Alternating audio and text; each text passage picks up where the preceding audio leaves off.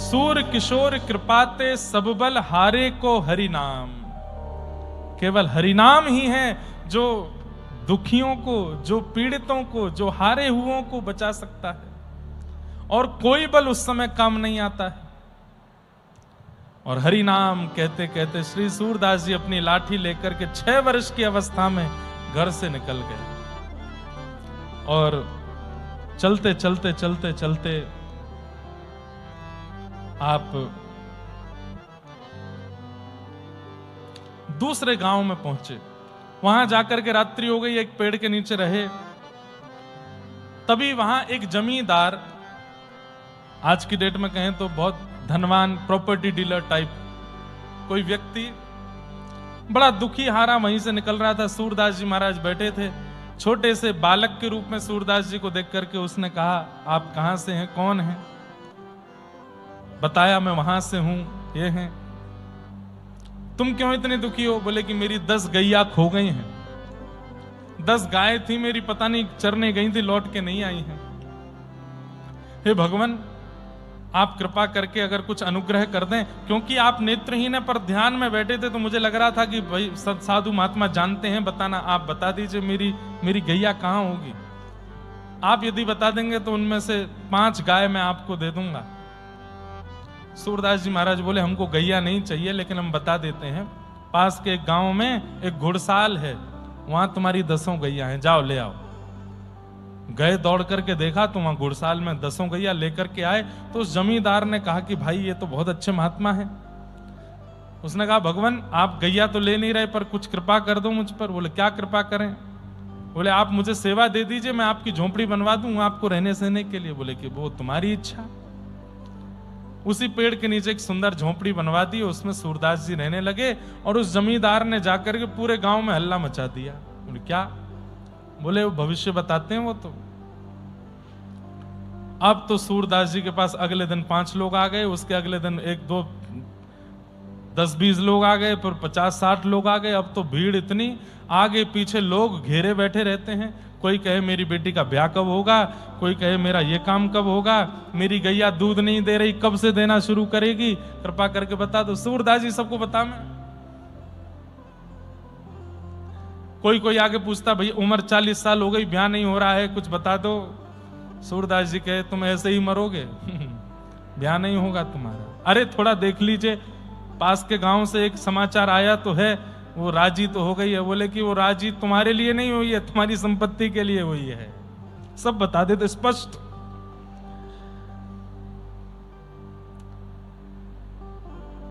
उनमें से कईयों ने तो सूरदास जी को गुरु मान लिया, वो यही हमारे गुरु जी हैं, सब जानते हैं, सब बता देते हैं। लेकिन सूरदास जी की रुचि उसमें कम थी।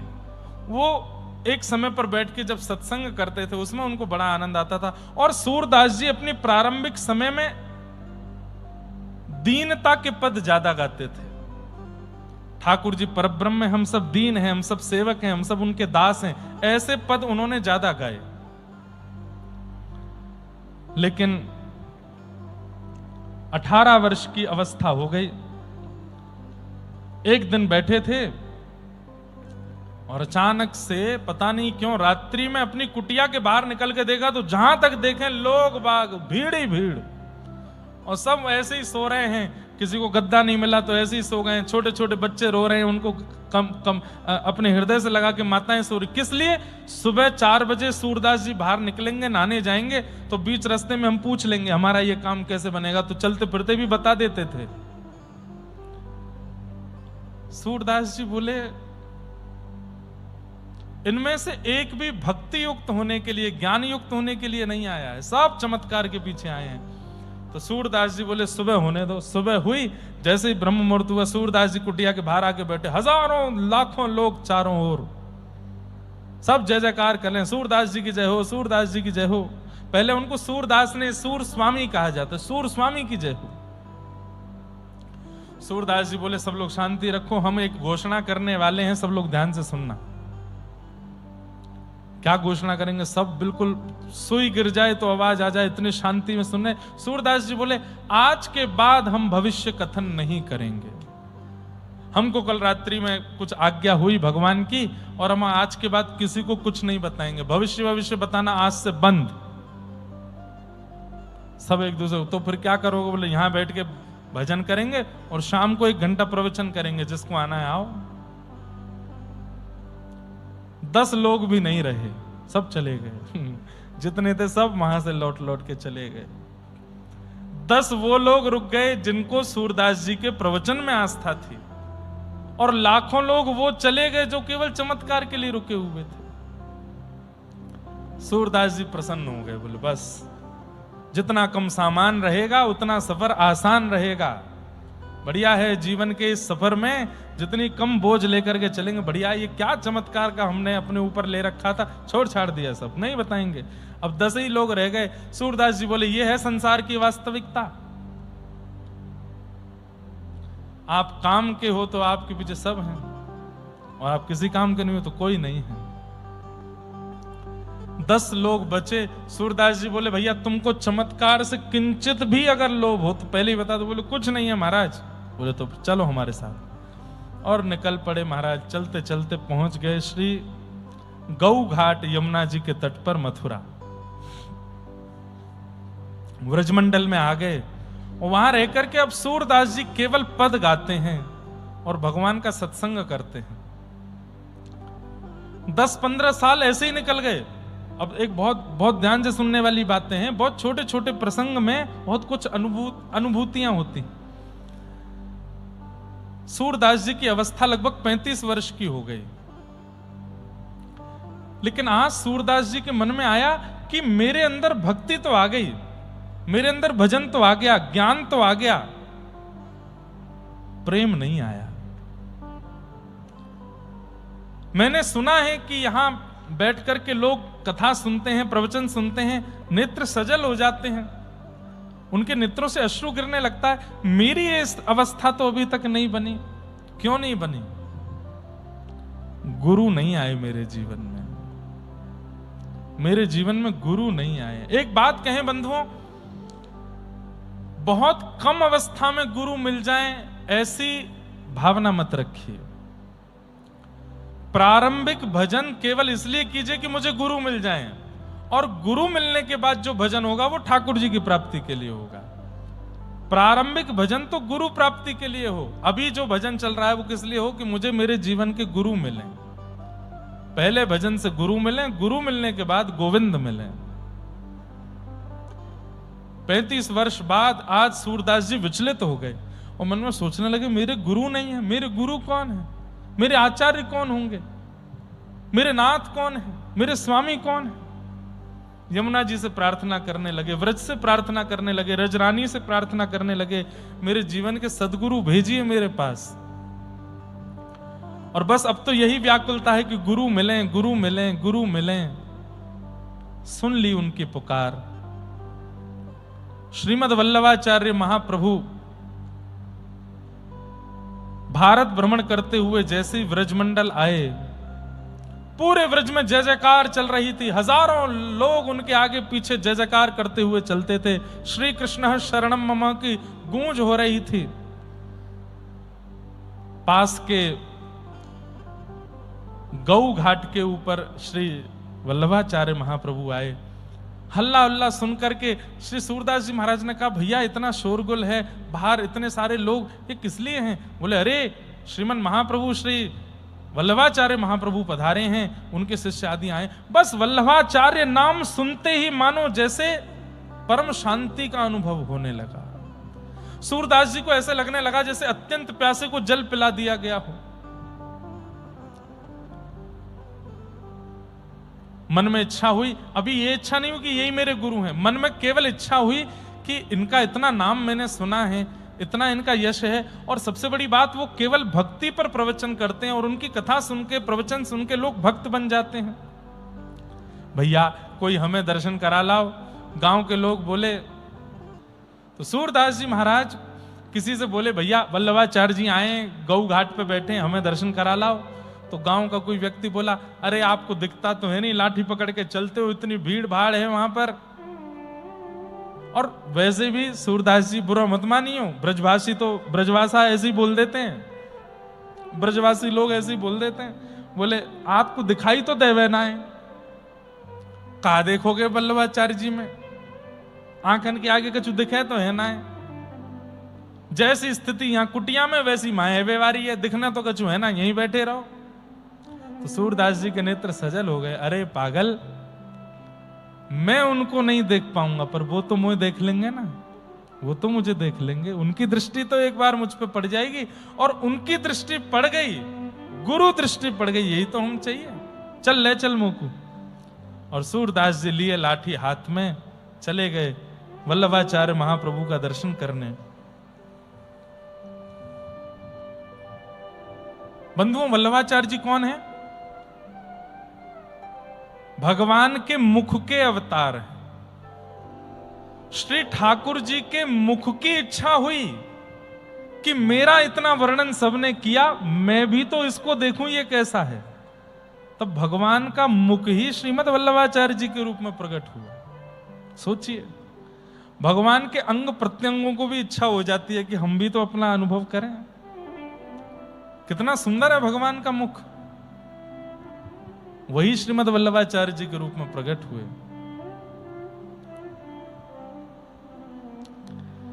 सूरदास जी गए, जाकर के ऐसी पंक्ति में सबसे आगे बैठे थे।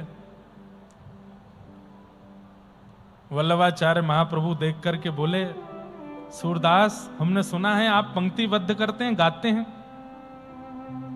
कुछ गाओ। तो सूरदास जी महाराज बोले, सब आपकी कृपा है, कुछ गाओ। तो सूरदास जी गाने लगे। क्या? कौन कुटिल खल कामी मौसम, जो तन दियो ताहि बिसरायो, जो तन दियो। एक बात कहें बंधु, सूरदास जी के पद में एक विशेषता है, आप कहीं बैठ के गा लीजिए, ठाकुर जी सुनने अवश्य आते हैं। सूरदास जी के पद ठाकुर जी को इतने प्रिय हैं, इतने प्रिय हैं, आप कहीं भी बैठ के गाने लगिए, मैं गाता हूं तो मेरे कहीं ना कहीं के रोंगटे खड़े होते हैं, मुझे लगता है ठाकुर जी आ गए, सुनने आए। इतने प्रिय हैं सूरदास जी के पद।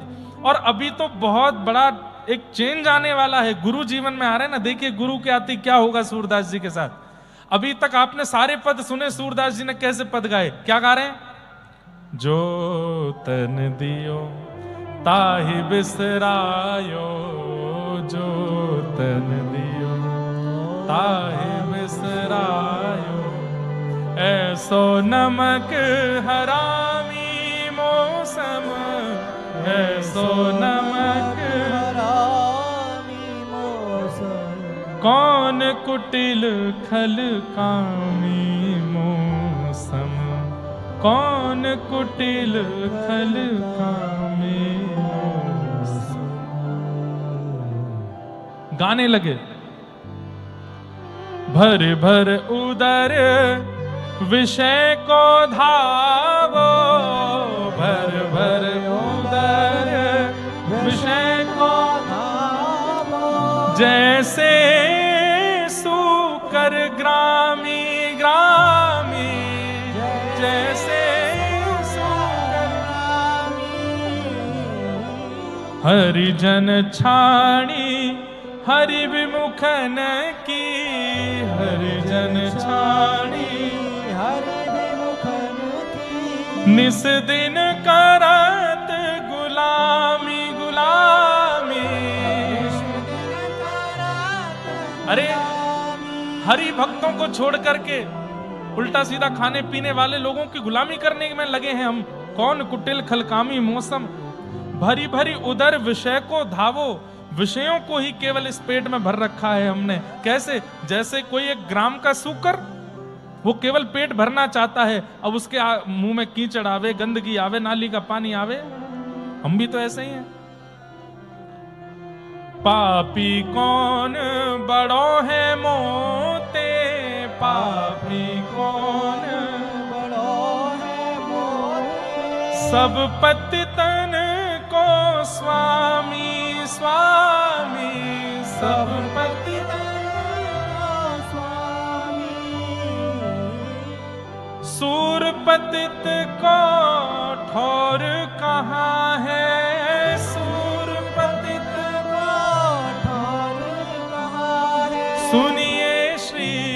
पति स्वामी मोसम कौन कुटिल खल कामी। वल्लभाचार्य महाप्रभु बैठे हैं। सूरदास जी ने जैसे पद पूरा किया, सबने ताली बजाई, लेकिन वल्लभाचार्य महाप्रभु एकनिष्ठ बैठे हैं। सूरदास जी अब दिखता तो है नहीं, तो इधर उधर देख रहे हैं, ये कुछ कहेंगे। थोड़ी देर में महाप्रभु जी बोले कुछ और सुनाओ। तो सूरदास जी बोले शायद अच्छा नहीं लगा होगा। सब पति तन को स्वामी मैं तो सब पतित मतलब पापी, पापियों का स्वामी हूं मैं। पद पूरा गाया। वल्लभाचार्य महाप्रभु बोले कुछ और सुनाओ। आज तक सूरदास जी के पद को सुनकर के ऐसा कभी नहीं हुआ कि कोई स्तब्ध ना हो गया हो, लेकिन आज श्रीमद् वल्लभाचार्य महाप्रभु बार बार कह रहे हैं कुछ और सुनाओ। तब सूरदास जी हाथ जोड़ करके बोले भगवान क्या सुनाऊं, बताइए ना। तब वल्लभाचार्य महाप्रभु बोले ठाकुर जी की लीला सुनाओ। तो सूरदास जी बोले भगवान जो अनुभव हुआ आज तक वो गाया, जिसका अनुभव नहीं हुआ वो कैसे गाऊं। मुझे अनुभव नहीं हुआ ठाकुर जी की लीला का, मैं नहीं जानता उनकी लीला कैसी है। आप सामने बैठे हैं, कृपा कर दीजिए। जाओ यमुना स्नान करके आओ, अभी जाओ। सूरदास जी महाराज तुरंत उठे, गए यमुना जी में गोते लगाए, गीले वस्त्रों में ही आए हैं। वल्लभाचार्य महाप्रभु ने बैठा है, बोले बैठो, कान पास में लाओ। कान पढ़ करके महाराज गुरु मंत्र दे दिया, गले में कंठी माला पहना दी और कहा अब सामने बैठ के गाओ। सूरदास जी उठ करके सामने गए और इतना ही नहीं, सामने बैठे तब जब गुरु दीक्षा दी तो गुरु मंत्र दिया, गले में कंठी माला पहनाई और फिर किसी सेवक से कहा भागवत जी लेके आओ। श्रीमद् भागवत जी का प्रथम नहीं, द्वितीय नहीं, तृतीय, चतुर्थ, पंचम, षष्टम, सप्तम, अष्टम, नवम सारे स्कंद निकाल दिए। 10वां स्कंद खोला जहां पर ठाकुर जी का जन्मोत्सव होता है। सीधे कहना प्रारंभ किया, नंदस्त्वात्मजोत्पन्ने जाता ह्लादो महामना आहूय विप्रान वेद ज्ञान स्नातः सुचिरलंकृतः। कथा नहीं सुनाई, केवल 10वें स्कंद में क्या है इंडेक्स पढ़ के बताया। ये है, ये है, ये है, ये है, ये है। 10-15 श्लोक 10वें स्कंद के सुना दिए। सूरदास जी के नेत्रों से अश्रु गिरने लगे। सूरदास, सब जनता बैठी है, बोले हाँ क्या अनुभव हो रहा है। सूरदास जी का रोम रोम कंपित होने लगा। बोले नंद भवन है सामने, साक्षात नंद बाबा खड़े हैं, श्री यशोदा मैया खड़ी हैं और घुटने पर चलते हुए नन्हे से मदन मोहन मेरी ओर दौड़े हुए आ रहे हैं नाथ। बोले बस अब शुरू हो जाओ, अब लीला गानी है, अब और कुछ नहीं गाना है, केवल ठाकुर जी की लीला गाओ।